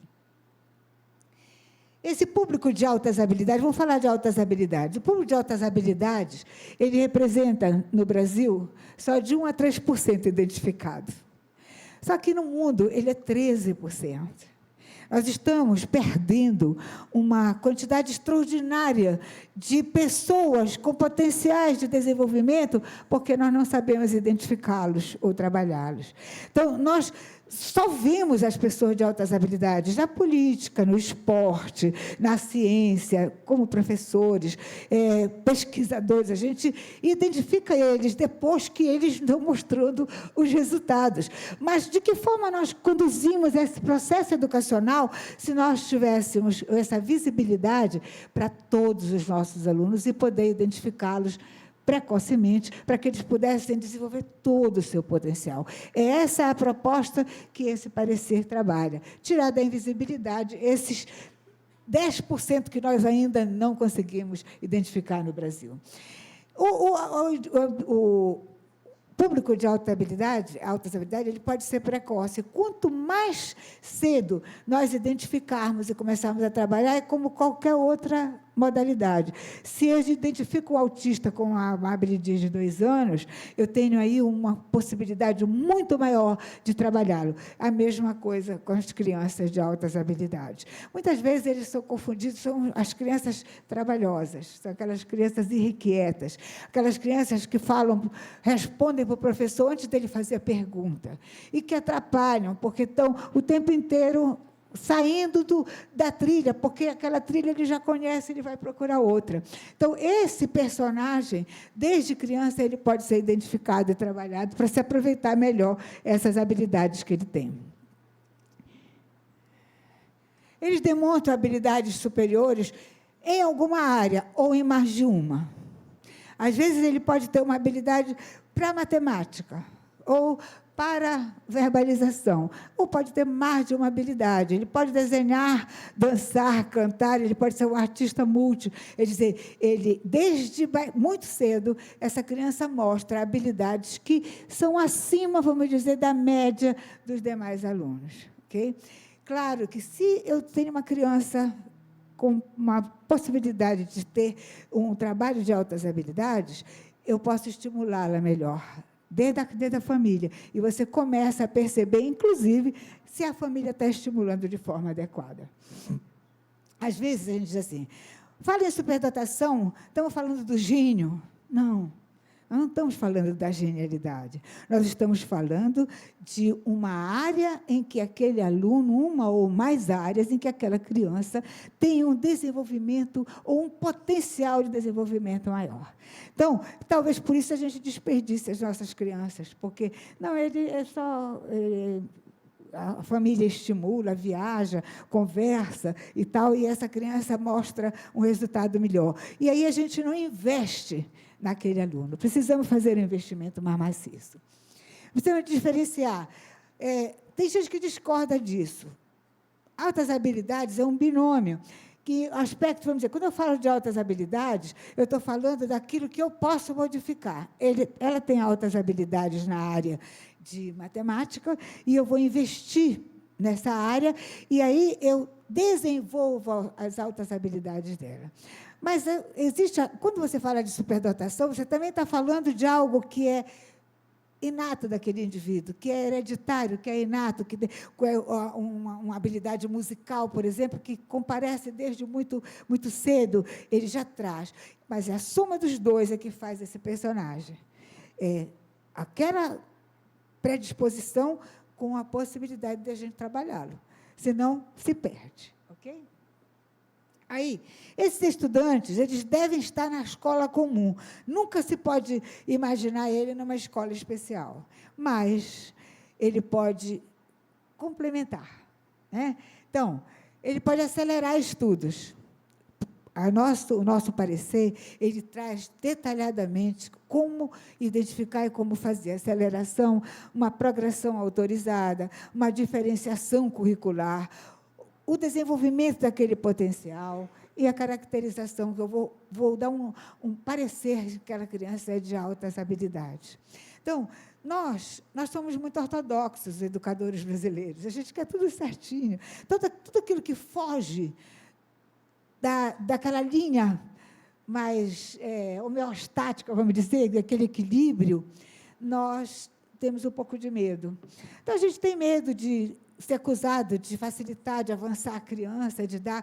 Não, e aí ficamos com aquela criança, às vezes, retida, quando ela pode ter avançado. E esse parecer mostra que é possível, que é permitido, temos legislação que dá suporte para isso, certo, Cristina? O arcabouço legal já permite currículo em tempos diferenciados, permite espaço apropriado para a criança estudar além aquilo da sala de aula, engajamento em níveis superiores. Nós temos crianças, por exemplo, de 14 anos, que estão fazendo o ensino fundamental, mas estão assistindo aula na universidade. Estão num centro de pesquisa, fazendo um trabalho voluntário. Eles podem, quer dizer, nós podemos. Às vezes, eu não preciso nem tirar ele do nível dele, eu só preciso enriquecer, complementar, dar caminhos para ele avançar. E aí eu vou fazer as parcerias. Tem essa universidade aqui, de Vila Velha, e eu vou dizer, olha, eu tenho um aluno que tem um excelente potencial para física quântica, né? A minha presidente é especializada em física quântica. E aqui tem um projeto em física quântica. Eu vou colocar esse menino, ele tem só 14 anos, mas ele tem condições de discutir com os técnicos, porque ele tem uma predisposição para aquela área. E é disso que estamos falando quando estamos falando em enriquecimento, em aprimoramento. Quer dizer, o aluno não precisa ficar preso à sua escola, à sua sala de aula. Nós podemos libertá-lo. Para isso, os professores têm que ter conhecimento. Primeiro, para identificar quem é um aluno de altas habilidades. Depois, para avaliar. Existem especialistas de avaliação de pessoas com altas habilidades. Certamente, aqui no Espírito Santo, deve ter especialistas nessa área. Lá em Brasília, nós temos grandes especialistas. A Mabra, inclusive, na escola dela, usa a avaliação das nossas especialistas, que fizeram parte desse parecer, depois eu vou dar o nome delas. O atendimento é isso, ele não está preso. Ele está na sala de aula, mas ele, no contraturno, ou naquele turno mesmo, ele vai para um outro projeto, ele pode desenvolver um projeto, ele tem talento, por exemplo, para projetos sociais, eu vou colocar ele para trabalhar cedo. Então, essa é a questão principal. E o professor tem que dominar algumas coisas para poder identificar, senão ele apanha do aluno. O aluno domina a classe, o aluno de altas habilidades, ele domina a classe, ele atrapalha o professor, e, às vezes, ele fica tão difícil que ele é confundido como se fosse uma pessoa com deficiência. Por quê? Porque ele é rebelde, ele não gosta de limites, né? As atividades envolvem a escola como espaço de inclusão, de aprofundamento e diferenciação ou enriquecimento curricular como desafios suplementares. Então, por exemplo, quando a gente fala da pessoa com deficiência, a gente fala de complementaridade. Quando a gente fala do aluno de altas habilidades, é suplementação. Eu vou além daquilo que ele faria naturalmente. Tem garantia legal para acelerar. Sempre, você sabe que onde que a gente esbarra na pessoa de altas habilidades é no processo seletivo. Os conselhos estão cheios de processo do aluno que está no primeiro ano, ele faz o processo seletivo e se destaca, e aí o pai começa uma briga judicial lá no Ministério Público ou lá no Conselho Estadual para colocar o aluno na universidade. Provavelmente, nós temos muitos alunos de altas habilidades que conseguiram isso, mas ele está esbarrando na nossa rigidez de achar que ele tem que fazer o caminho exatamente igual aos outros. Não. Se esse aluno tiver um acompanhamento de altas habilidades com as avaliações corretas, ele tem o direito, por lei, de avançar. Mas nós precisamos cuidar disso. Nós não podemos deixar ele chegar aos 14 anos, fazer um processo seletivo de Enem, por exemplo, ser destacado no Enem, e ele não tem espaço na sociedade porque ele não foi cuidado, ele não foi identificado, não foi avaliado, não foi atendido. E é disso que estamos falando. Nós estamos perdendo e desperdiçando nossos talentos. Eles podem apresentar potenciais superiores, ritmos diferentes, ele acaba mais rápido. Ele leu uma vez, ele já compreendeu. E aí, ele começa a dar trabalho na sala de aula, porque ele vai inventar logo alguma coisa para fazer. E, muitas vezes, o desenvolvimento é multifacetado. Ele é bom em quase tudo. Ele fala, ele dança, ele canta, ele representa, ele defende, ele briga. Ele é uma pessoa multifacetada. E nós temos muitos desses alunos nas nossas salas de aula. Precisamos dar a eles alguma... Então, pode cumprir currículo diferenciado? Pode. Ele cumpre o currículo normal. E nós vamos fazer o enriquecimento curricular para dar a ele a oportunidade de avançar. E nós temos alunos, gente, fazendo doutorado com 17 anos. Quer dizer, meninos cuidados, que foram avaliados, acompanhados, e que é um desperdício deixar eles lá na sala da educação básica, quando ele pode estar contribuindo lá na frente. Sempre lembrando que o grande problema chama-se competências socioemocionais do aluno de altas habilidades. Ele vai muito cedo, ele convive com um grupo mais velho, com outros interesses. Então, por isso, ele precisa ser acompanhado. É disso que estamos falando. Ele diz, o atendimento do aluno de altas habilidades, ele tem que ser um atendimento também de preparação social para que ele conviva com o grupo mais velho, com temas mais questionadores, etc. e tal. No nosso parecer, vocês vão ver todo o amparo legal que nós temos para cuidar, decretos com atendimento especializado de forma suplementar, está tudo legalizado. E uma questão que a Mabel falou, que é fundamental, os nossos pareceres, a base é a legislação. O que não está apoiado em legislação não está escrito no parecer. E aí, depois, vocês vão ver no parecer quem é esse indivíduo de altas habilidades, como é que ele se apresenta. Ele é rápido de aprendizagem, energia, curiosidade, tem vocabulário rico, boa memória, interesse por desafios, ideias complexas, mas também pensamentos divergentes, adora ser do contra, né? Porque é uma forma dele mostrar o seu potencial. Aversão a rotinas, como ele termina rápido, ele não quer mais ficar ali, ele já quer outra coisa. Liderança, ele pode levar um grupo tranquilamente. Sensibilidade, empatia, ele empatiza com causas, ele abraça causas sociais. E senso de justiça e perfeccionismo. Essas são qualidades, não todas para uma única pessoa, mas qualidades que você pode estar encontrando nessas pessoas de altas habilidades. E aí vem os atendimentos básicos, tem que ter uma avaliação pedagógica, avaliação psicossocial, biopsicossocial, programas de enriquecimento, agrupamentos. O que é esse agrupamento? É o caso, por exemplo, de uma pesquisa dentro da universidade, ou dentro da própria escola, mesmo que o aluno seja de idade ou de nível menor, traz ele para um agrupamento que possa colaborar, possa enriquecer a experiência dele naquela área. Se ele tiver potencial, ele fica no grupo, senão ele termina saindo, mas você tem que dar oportunidade do agrupamento. A avaliação psicológica, que é o caso do acompanhamento dele, de conviver com temas, conviver com pessoas, com grupos, com situações, além da idade e da maturidade dele. Equipe multidisciplinar, de preferência, para fazer essa avaliação. Se você não tiver na sua escola uma equipe multidisciplinar, você pode compor só para avaliação.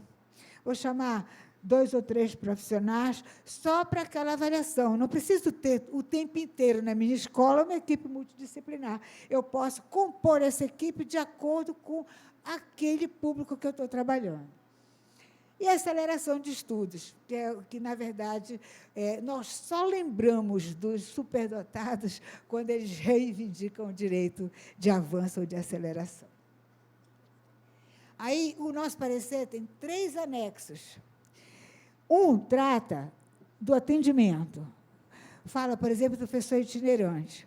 Por exemplo, vamos dizer, nós temos 10 escolas irmanadas privadas que têm alunos de altas habilidades, com programas específicos, e eu não preciso ter um professor especializado em altas habilidades em cada escola.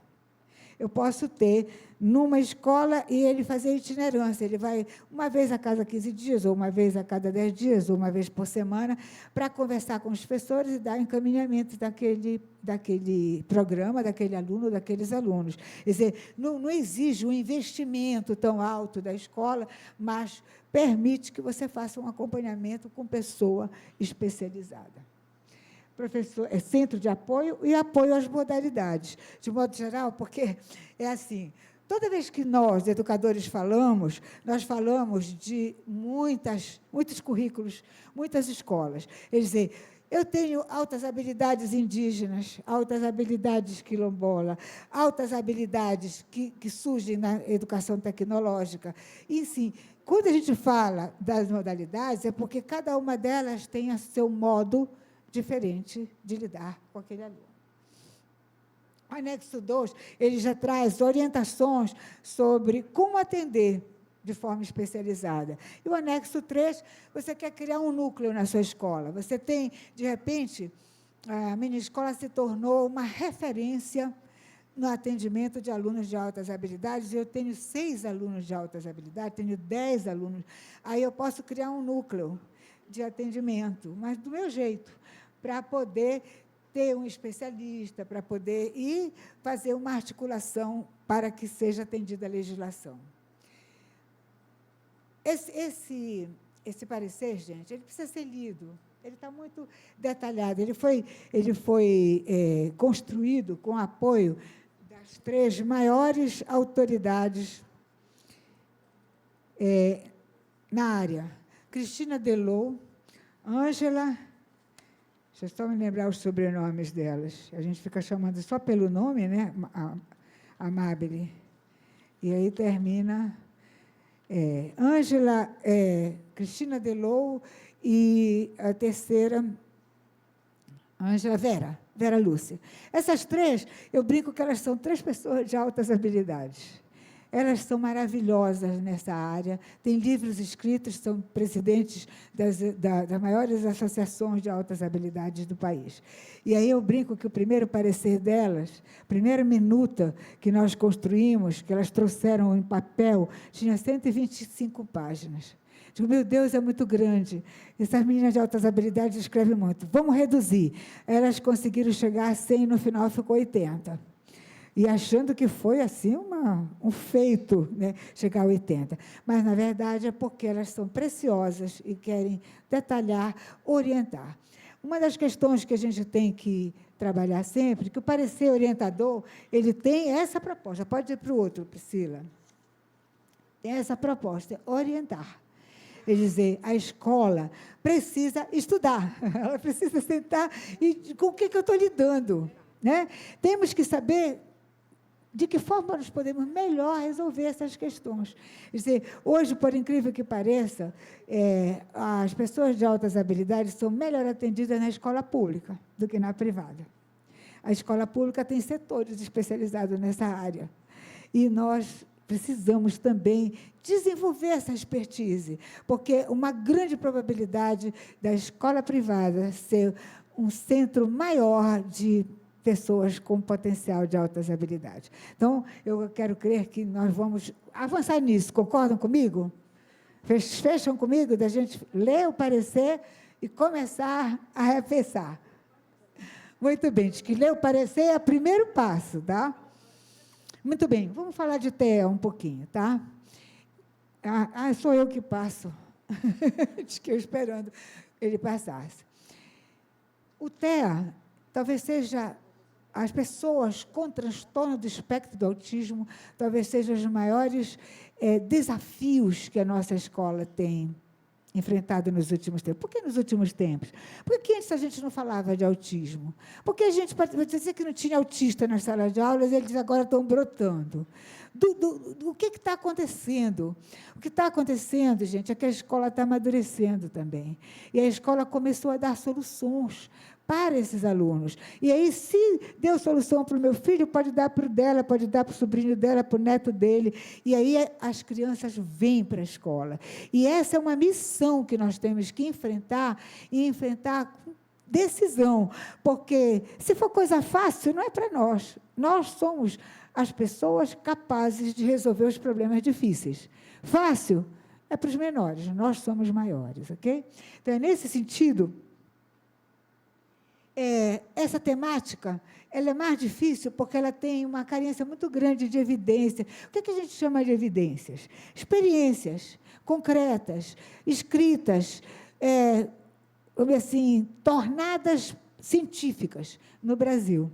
E aí a gente se baseia um pouco ainda nas experiências, principalmente dos Estados Unidos, ok? E aí as nossas experiências, eles exigiriam, nesse momento, um maior alinhamento, ampliação, pacto compartilhado de boas políticas. Na escola da Amabile, deu certo fazer o PAI, ela chama PAI, eu acho uma graça. O PAI. E aí é uma experiência que pode ser compartilhada com várias escolas, mas, para ser uma experiência, ela precisa de quê? De registro, de evidência, de um ponto de partida, uma pergunta, um problema, como qualquer pesquisa, né? E um ponto de chegada. Aí eu tenho uma evidência, eu tenho um resultado. E é disso que estamos precisando no Brasil, na área de TEA, de maiores pesquisas e maiores evidências, ok? Usando todo mundo, ó. tem boas políticas entre os cientistas, entre os pais. Gente, nós temos talvez a maior mobilização social de uma área que é a área do autismo. Eu sempre brinco que todas as outras áreas da educação especial tinham que aprender, viu, Bruno? Com os pais, com as famílias dos autistas. Porque, vou dar um exemplo para vocês. Hoje, lá no ministro Camilo, está indo essa reunião que a Amabile falou. Eles estão levando, agora o nosso parecer está na rua, a nossa parte já encerrou, está para o ministro homologar. E aí começaram a brigar com o nosso parecer. E aí a comunidade autista se mobilizou. Eles estão entregando hoje para o ministro uma caixa, tá engraçado, porque é físico, né, para eles impressionarem melhor, é uma caixa desse tamanho, com 28 mil assinaturas de pessoas dando apoio ao CNE e apoio ao parecer. 2.600 entidades apoiando. E hoje está lá 12 políticos, até o Cid Gomes está lá, que é do Ceará, e o pessoal está festejando por isso, né, porque o Camilo é do Ceará, e 12 federações nacionais. E se você pegar só a PAI, são 2.400 escolas, parece. Nós estamos falando, então, de muita gente apoiando o parecer. Por que esse movimento social?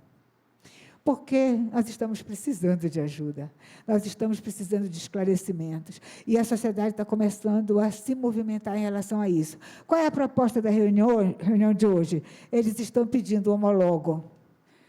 Andréa Werner, que é uma deputada que tem uma criança autista, está encabeçando esse movimento, e ela pediu a reunião com o ministro, e ela está indo com todo... Diz que agora parece que é até um auditório, porque a quantidade de gente que está indo para essa reunião não vai caber no gabinete do ministro.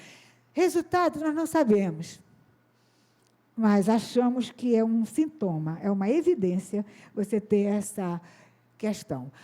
Aí a pergunta, o que nos motivou a trabalhar isso? Primeiro, a quantidade de questões que é que eu faço, né? E aí, o que é uma escola inclusiva para estudantes com aspecto do autismo? Quer dizer, uma coisa é você incluir no todo. A outra é incluir aquele aluno que você não sabe exatamente o que fazer com ele. Essa é a grande questão. É dizer, quando nós falamos de uma escola inclusiva para o aluno de TEA, primeiro ponto de partida vamos voltar para a legislação. A Constituição diz que o aluno, né, Cristina, ele tem o direito ao atendimento educacional especializado, não é isso? Que a Constituição diz? A LDB repete, a LBI repete, todo mundo repete isso. E o que é isso? Quer dizer, atendimento educacional especializado é exatamente isso. Olha, eu não vou usar nenhum especialista, nem que seja em eletricidade, que ele não saiba sobre eletricidade. Qualquer área que você quiser uma coisa bem feita, você tem que ter atrás uma pessoa especialista, uma pessoa que estudou aquilo e que sabe para onde vai. E é disso que estamos falando quando falamos da educação especial. Nós precisamos saber do que estamos falando. E aí, uma escola inclusiva é aquela que estuda, é aquela que se prepara, é aquela que descobre como lidar. Ela não vai errar, vai. Ela vai errar, vai aprender com o erro dela, ela vai recomeçar. É dessa forma que a gente constrói sucesso. Não há receitas. Até porque vocês vão ver, não é uma coisa simples. Lá nos Estados Unidos, que é uma das políticas que das pesquisas que a gente se baseia, eles fizeram uma pesquisa, é crescente o número de alunos, lá também, não é só no Brasil, é crescente o número de pessoas autistas nas salas de aula. Hoje, a pesquisa deles chega a 1 em cada 36 crianças americanas é autista. Só até 8 anos. Eles não foram além. Eles identificaram só até 8 anos, essa pesquisa. Quer dizer, de 0 a 8 anos. E aí o resto a gente não sabe, porque tem autistas que são identificados aos 40, 30, 20, né? A gente não sabe.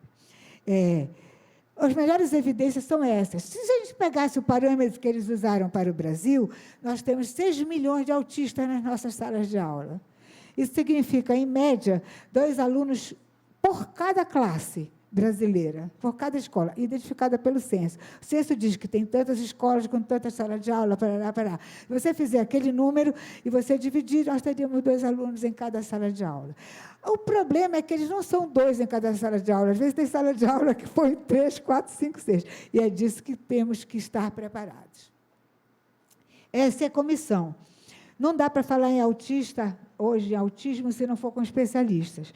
O Conselho foi buscar os melhores especialistas. O FUSCAR trouxe 2 ou 3, um de cada região, um do Norte, um do Nordeste, um do Sudeste, pesquisadores. Universidade do Rio Grande do Norte, Universidade de Santa Maria, lá do Rio Grande do Sul, onde tem uma pessoa que fala bem e escreve sobre terra. Fomos lá, todos voluntários. Todos, já te brinca que eles são conselheiros ad hoc, mas porque eles são todos voluntários e trabalharam muito. E ainda estão. Muitos deles estão hoje na reunião do ministro defendendo aquilo que escrevemos. E está lá no nosso... Apareceu o nome deles e o currículo deles para homenageá-los, porque hoje em dia você ter pessoas altamente qualificadas, voluntários, é uma coisa muito boa, ok? Os aspectos legais são a referência. O que tiver escrito tem sustentação legal. O que é, como a Mabel falou, se não tem consenso e não tem sustentação legal, não está no parecer. Então, o parecer resolve todas as questões? Não, ainda não. Mas nós vamos continuar trabalhando. A importância da ciência, o que é que temos cientificamente comprovado, e o consenso, que mobilizou as tarefas. E aí, a sequência do documento, a gente vai trabalhando quem é esse aluno autista, quais os direitos, como planejar que a minha escola seja mais inclusiva, o que devo pesquisar, estudar e executar para potencializar a minha prática docente com esse aluno, como pode ser estruturada uma formação. Existe uma questão que eu... Aí você diz assim, esse parecer foi legal, olha, bem escrito, só especialistas, está dentro do roteiro. Por que, então, que as pessoas estão brigando com ele? Porque as pessoas dizem que esse parecer não é bom, que ele segrega. Eu vou explicar para vocês. Quando nós trabalhamos em educação especial, Diego, a gente está trabalhando conceito. Agora, eu acabei de falar um conceito para vocês da modalidade, que precisa ser trabalhado de um modo diferente pela diferença.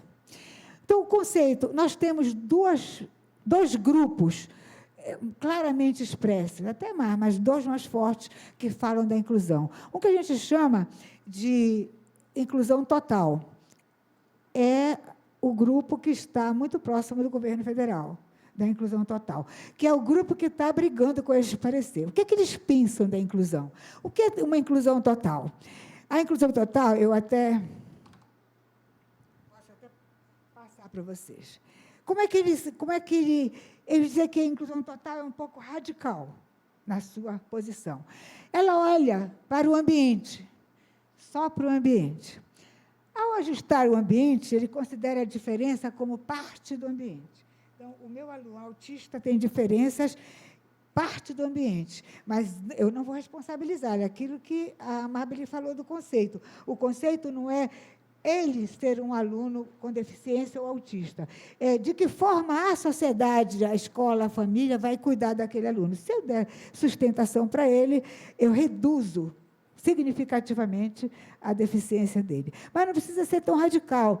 Esse grupo pensa que, se ele nomear a deficiência, já está segregando. Se ele debruçar sobre a individualidade do aluno, do estudante, identificar, ele está segregando. Esse é o conceito deles. A diferença, para eles, é própria da humanidade. Então, não se pode expressar essa diversidade, que se eu expressar, eu estou diminuindo, estou te chamando de autista, e eu estou te dando características, eu estou te segregando, estou discriminando. É o conceito deles.